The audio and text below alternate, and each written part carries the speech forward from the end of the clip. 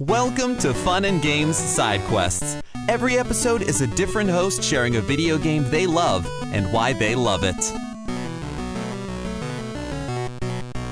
Hi there, my name is Jim Fetters, and you may know me as the co-host of the Long Live the Legion podcast, or online in various locations as Jimbo Fett. So I'm here to talk about Cyberpunk 2077 game. So if you're not familiar with the genre of cyberpunk, generally speaking, just to give a quick overview, it's a genre where things are very high-tech and fancy on the surface, but when you peel back the layers, it's very bleak. You have a environment where class divisions are wider than they've ever been. Corruption runs rampant. And most of all, the biggest rule for any cyberpunk story is that there are no happy endings. Now, this particular game itself was created by CD Projekt Red, and this is based on the classic role-playing game that was created by Mike Pondsmith in 1988. So originally, Cyberpunk role-playing game was set in the year 2013, and obviously as time goes on, they keep advancing the timeline, but that particular history diverges from our own somewhere in the late 80s, early 90s, around the time of the first Gulf War, where cybernetics are discovered and is used as a way to both enhance life and extend it, as well as cause all kinds of other societal problems. The setting for most of the stories within Cyberpunk take place in a city called Night City, California, which is actually located in the real-life city of Morro Bay, California. And then as the time evolves, the Cyberpunk Red edition, which is the fourth edition of the game, advances the timeline even further into 2045. And then the video game itself jumps even further to the year 2077. And during this whole time, there's been all kinds of upheavals of the United States. The United States is completely broken up and has been reassembled in many different ways. There are what they call corpo wars between mega corporations, with the little people as pawns in the middle of all this carnage going on. You had a massive data breach at some point around the year 2020 that caused all kinds of data to be lost. But it's a very vital, it's very real and living environment in which you're dumped when you're playing this game. The history of the game itself began in 2016 after the prior Witcher game had been completed. And it took them about 4 years to come up with a releasable game. Now, a lot of you have probably heard about all the problems that happened on launch for the Cyberpunk 2077 game for the PlayStation 5 and the Xbox One, and it's all true. We'll get into that in a little bit. But the good news is that the game ended up being even more amazing. So we had the launch in 2020 that had all kinds of weird things going on with it. Then a couple of years later, the good thing about CD Projekt Red was that they really stuck to their guns and really committed to what they were wanting to deliver. And as part of that, we got an anime called Edgerunners, which was released in 2022. And some of the elements of that story were filtered into the game and with a couple of updates that made the game more playable. And then the year after that, in 2023, they got the 2.0 patch, which completely revitalized the game and made it such a better experience. Along with that 2.0 release, we got the only DLC that's been released for the game called Phantom Liberty, which is almost a game into itself, which, among other things, brings in Idris Elba as one of the main NPCs that you interact with, as well as providing an extra ending to the game, or a couple extra endings to the game. So let's talk about that game. It's a first-person shooter, generally, and when you're starting into the game, you are given the command of a character that's just referred to as V. Now, V can be, based on your preferences, a male or a female. You can customize the appearance of the character. You can either take the stock one that they give you if you don't want to mess with that, but if you really want to tweak around with all of the different body types and face modifications, you have full control over doing a lot of that stuff. And then, like a lot of other role-playing games, you're given a certain number of points to start with, and you assign those points to your attributes: body, intelligence, reflexes, technical ability, and cool, which is things like sneaking around and stuff like that. With the Phantom Liberty add-on, you got another category called Relic, which is a little bit of a different scenario. But all of these kind of work in a way that is designed to provide a rich experience to give you lots of options on how you want to actually play the game. Now, in addition to the actual appearance and your skill sets, you're given what they call life paths, and this is essentially the background of your character. You can be a corpo character where you're working for the mega corporation Arasaka, and you are playing the political battles in the office and the boardrooms behind the scenes. You can be a street kid, which is exactly how it sounds. You're kind of a kid living off the street, and you're hustling for money and status and things like that. Or you can be the nomad, which are characters that are effectively outside the city itself that patrol the wastelands outside of Night City. And they stick together in bands. So all of these life paths kind of help decide how the game begins, as well as give you different options as the game progresses, whether it's dialogue or particular missions that happen just because of your life path. So it's important to pick something that you're going to like, but to know that if you pick a different character or if you restart the game as a different character, you can pick a completely different life path and have a completely different experience for certain elements of the game. Most of the core elements of the core mission of the story are going to be the same, regardless of which life path you pick, but you will have lots of other different side quest capabilities and side quest options if you want to engage with those. Like I said before, this is a first-person action shooter, so you're seeing the game through your eyes while you're playing, while you're moving around. Although you do have the option to go third-party while you're driving a vehicle, whether it's a motorcycle or a truck or a car, sports cars, things like that. Your combat is done, obviously, with weapons. You can do bare fists. You can do all kinds of guns. You can do all kinds of blades and blunt weapons and garrots and all kinds of crazy scenarios. But the other way you can approach combat is by not doing combat at all and doing what they call net running. That is using hacking capabilities, which are highly driven by your intelligence stat to either incapacitate or kill other characters or objects that then incapacitate or kill another character. And then you can also use these skills for looting money or crafting parts to craft other things for achievements and things like that. Or you can do both, right? You get the money and you get the base material for doing crafting. There's lots of different options. Now, because this is Cyberpunk, you will have the capability to modify your character with all kinds of cool cybernetic technology. And this goes from everything from legs that help you run and jump higher and faster to arms that have blades that come out of your forearms or rocket launchers out of your hands, all kinds of cool things like that. But also you have the capability of enhancing your net running capabilities by putting what they call a cyber deck into your body that actually helps augment your intelligence, which then in fact helps run more programs and do more interesting hacking. So you have all kinds of options from a cyber perspective. Now, what's really good about Cyberpunk 2077? The big element, and this is for me personally, and I hope this is for folks that are curious and really want to do this, is the story. The story is so deep and unlike anything I've ever really played because of the fact that the story really sticks with you.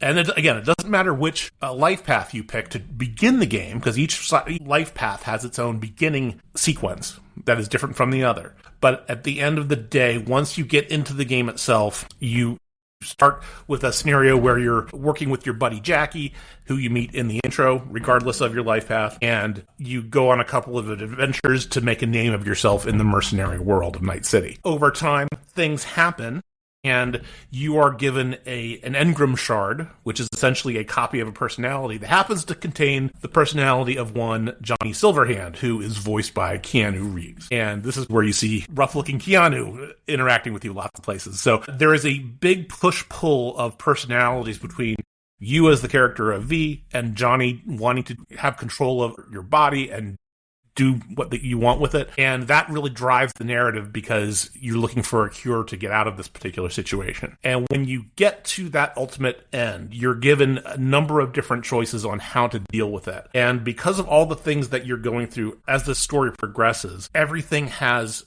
a cost. And again, like I said earlier, the fundamental truth about Cyberpunk, the genre, is that there are no happy endings. And that is indeed the case here. So there are good endings, there are bad endings, there are right endings, there are wrong endings, but all of them have a cost.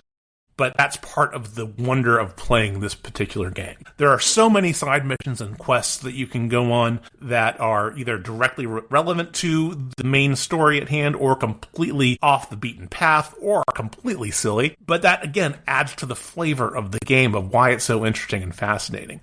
You have romance paths that are based on gender and story choices, which I think honestly could have been fleshed out a little bit better and given more options from the game. But I think they were trying to pack as much stuff as they could into it. And given the fact they had all kinds of design issues at the release, I think they were doing the best that they could. One of the things that is interesting about the endings of these stories, depending on how you have comparted yourself across the different missions and other character interactions, you could have as many as 5 or 6 different endings to this story. They all have some kind of morality along with it. There are some that are really aligned to freedom. There are some that are aligned to corporate capitulation. There are some that are just chasing your own glory and things like that. It's quite an interesting way to approach it, and the way everything ends with their own little video vignettes, there's something that really sticks with you for a long time after you finish playing the game. And that's one of the really magic things about this. I will add that while the main bulk of the Cyberpunk 2077 storyline really revolves around the moral choice of choosing freedom, choosing selfishness, or choosing a corporate outcome, as well as one other solution that I'll leave for folks to discover as they're playing the game. The Phantom Liberty DLC adds an extra twist. So we get a situation where V, in the middle of the shenanigans going around with him trying to figure out a way to get Johnny Silverhand out of his brain, or her brain, is thrust into a situation where they have to rescue the president of the new United States of America. And you're brought in contact with Idris Elba's character, as well as another similar hacker that goes by the name of Songbird, who promises to give you a cure. As part of this particular DLC story, you're given similar nuanced situational choices that you have to make. For example, you have to decide whether or not you can trust either the Reed Solomon character, that's Idris Elba, or Songbird's character. And at the end of the day, you have to make a choice on whose story to believe, who you want to side with. Do you side with the power structure of the new United States of America that's represented by Solomon Reed? Or do you go with something that might be an illusion of freedom, or maybe real freedom, with helping Songbird? And there are so many nuances in the story. There have been endless online debates about what the right way to answer this particular challenge is. And again, it's a story that just haunts you with, did I make the right decision? Is this the right thing to do? And as a result of this particular adventure, you are given an extra ending to the story, which is just as sad and bleak as everything else that you've experienced so far in this game. So, just having the Phantom Liberty add-on to this is just as impactful to add to the rest of the game. It complements it even more so. The music selection in here is fantastic. They have, I think, 2 different albums that you can download on Apple Music that are just full of some of the original music that is in this game. And it doesn't even have all of it. There's just so much.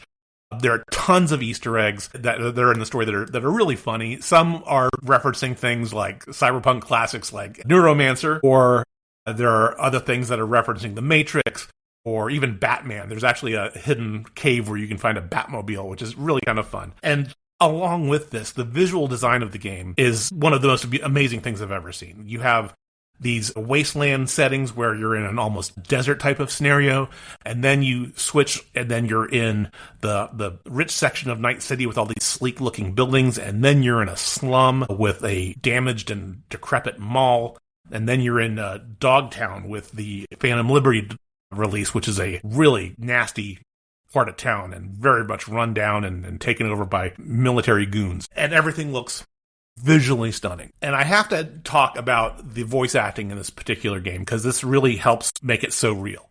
Obviously, we mentioned Keanu Reeves acting as Johnny Silverhand. Johnny is a rocker boy that was very much into burning down the corporate mega system that's out there, and he was put to death by the Arasaka corporate forces after setting off a nuke in Night City, apparently. And his story is quite wonderful. I mentioned Idris Elba as part of the Phantom Liberty add-on. He comes in at a really interesting point in the game, and he's Idris Elba. What are you going to say? Sir Idris Elba, I should say at this point. And he's amazing. The female V is voiced by character actor Jeremy Lee, and she is fantastic. I will always recommend that you go with the female V if you're going to be playing this run through. Carrie Walgren is in this as well for a very key role, and she's always great in everything that she's in. Carla Tessara is here as the character Judy, who is a potential love interest, and she's amazing in this.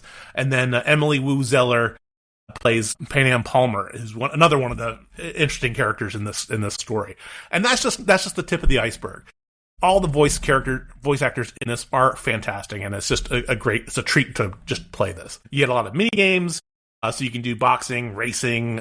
There's some shooting competitions you can go into, and it's really good. So again, there's a lot of really good stuff to talk about in this particular game. There are some not so good things. In some cases, you could tell that they kind of rushed through some of the production on some of the storylines.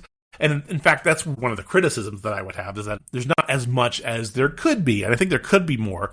But I think one of the things that you may be familiar with was that when they released this game in 2020, it was heavily glitchy. There was so many glitches, whether it was something going on in the combat system, the game crashing, just weird video artifacts that were popping up on the screen. There were problems. And so you could tell that they kind of bit off a little bit more than they could chew. So when they actually released it, you could tell that they had to tone down some of the stories and some of the side missions and make it a little bit more on rails versus as open as I think they want it to be. And sometimes you can tell where this happens. But still, that's a minor complaint given everything else.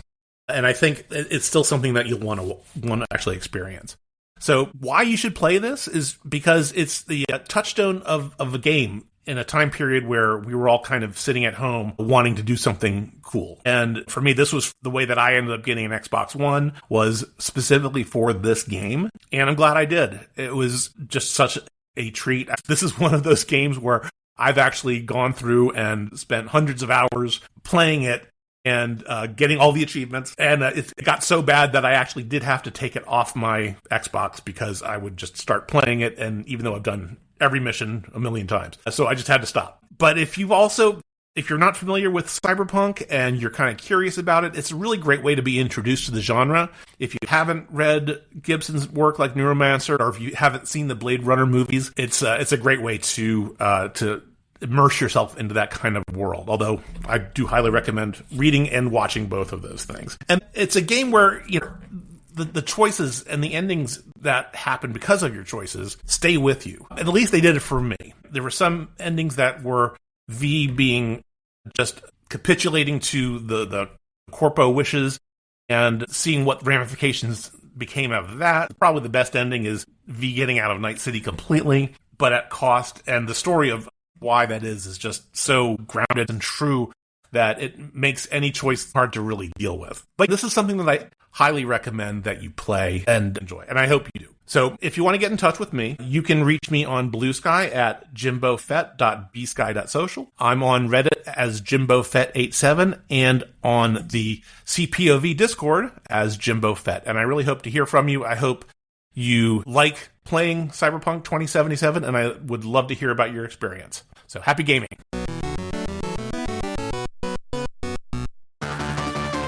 In a world where there's often 60 plus years of history to worry about, how can you quickly get into a new comic character or franchise? If you're like me, then you turn to video games. But how well does that work out? In some cases, pretty well. In others, it's a giant disaster. But how can you know which games will set you on the right path, and which games will just leave you more confused than you were before? Play Comics is the show for you. I'm Chris, and each episode we take a look at video games based on comic properties and how well they stick to that source material. So listen in and get the scoop on which games are worth your time over at playcomics.com or wherever you find your favorite podcasts.